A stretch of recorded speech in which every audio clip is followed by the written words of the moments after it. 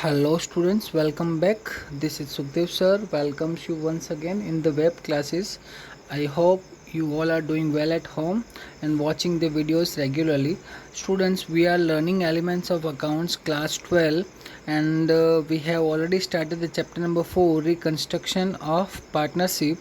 In the previous videos from lecture 1 to 5, we have learnt about sacrificing ratio and gain ratio. We have learnt the meaning of these two ratios and solved the sums based on these ratios. In the previous video, we have tried to learn about revaluation account, and we shall continue the meaning and accounting journals based on revaluation. Let's see what the revaluation means in accounting term. Let's start. Students, accounting effects of revaluation of assets and liabilities of a partnership firm. फिर से देख लो एक बार. Accounting effects of revaluation of assets means asset का revaluation कैसे करना है. कोई भी असेट हो उसको आपने जब परचेज किया होगा तो उस टाइम पे बुक में लिख के रखा होगा book as a book value. अगर हम उसको प्रेजेंट वैल्यू आज की मार्केट प्राइस उसकी क्या है अगर उसके फॉर्म में लिखते हैं that is called revaluation of asset. Liabilities of a partnership firm, वैसे ही अगर हम लायबिलिटीज़ का रिवैल्यूएशन करते हैं मीन्स अभी तक की जितनी लायबिलिटीज़ है with the passage of time के साथ में अगर हम उनको पे करते जाते हैं तो हमारी लायबिलिटीज़ जो है इंक्रीज भी होती है डिक्रीज़ भी होती है, क्योंकि हम पे करने के साथ साथ में अगर मान लो दूसरा प्रोडक्ट परचेज़ करते हैं ऑन क्रेडिट तो भी हमारी लायबिलिटीज़ बढ़ जाती है. तो हम प्रेजेंट टाइमिंग के अकॉर्डिंग लायबिलिटीज़ का रिवैल्यूएशन करते हैं. रिवैल्यूएशन मतलब चेक करते हैं कि लायबिलिटीज़ कितनी है, that is called revaluation of liabilities. देखते हैं क्या दिया हुआ है इसमें, ध्यान से पढ़ना, वन लाइनर में आता रहता है. Special account is opened in the books of a partnership firm to record the accounting effects of the revaluation of assets and liabilities. This account is called revaluation account. revaluation account की meaning अगर आपको पूछी जाती है तो revaluation of asset and revaluation of liabilities, इनकी जो accounting effect होती है उनको नोट डाउन करने के लिए, उनको रिकॉर्ड करने के लिए जो एक स्पेशल अकाउंट प्रिपेयर किया जाता है, ओपन किया जाता है, उसको हम बोलते हैं revaluation account. Generally whenever there is reconstruction of a partnership firm, reconstruction मतलब changes made in partnership firm due to several reasons, changes in profit and loss sharing ratio, asset and liabilities of the firm are revalued. जब भी reconstruction होता है तो asset और liability का revaluation किया ही जाता है. So assets and liabilities can be recorded at their real value in the firm's accounts and there is no possibility that any partner has to suffer because of the reconstruction of a partnership. कभी कभार होता है business काफ़ी पुराना होता है लेकिन new admission की अगर एंट्री होती है, मतलब कोई नया पार्टनर आता है, तो अकॉर्डिंग टू मार्केट प्राइसेस जो असेट और लायबिलिटीज़ है उसका रिकंस्ट्रक्शन अगर किया जाता है तो किसी को भी सफ़र नहीं करना पड़ता है. मार्केट वैल्यू के अकॉर्डिंग उन सबका बेनिफिट मेंटेन रहता है. For the same reasons, at the time of admission of a new partner in the existing firm, at the time of retirement or death of a partner of the existing firm, asset and liabilities are revalued.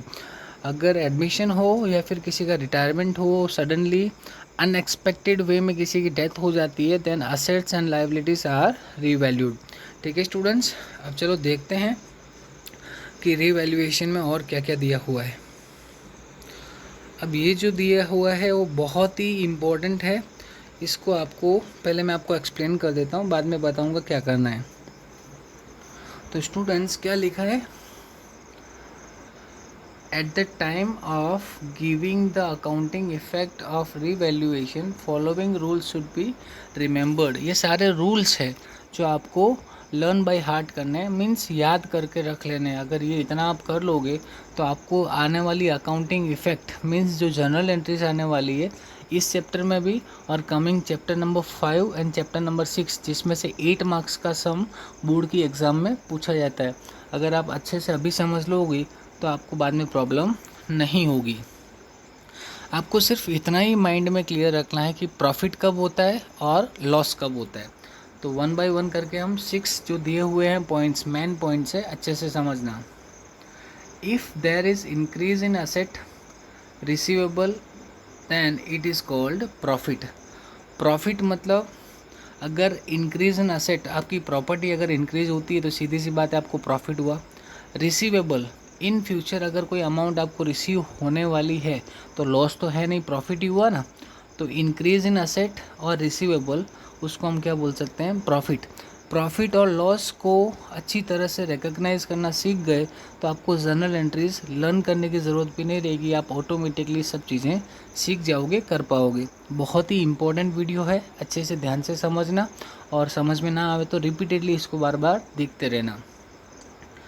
If there is decrease in asset receivable then it is called loss. ऊपर जो लिखा है उसका contrast है, अगर increase in asset होगा, receivable में increase होगा तो प्रॉफिट होगा, और डिक्रीज होगा तो लॉस होगा। If there is increase in liability provisions then it is called loss. अगर मान लो लाइबिलिटी में इंक्रीज होता है, लाइबिलिटी मतलब आपका जो बोलते हैं ना देवा, किसी को पे करना बाकी है, आउटस्टैंडिंग अमाउंट है, तो सीधी सी बात है आपका लॉस होगा, आपको पे करना रहेगा, आपका मनी जाएगा, आपका प्रॉफिट में लॉस हो जाएगा, बराबर।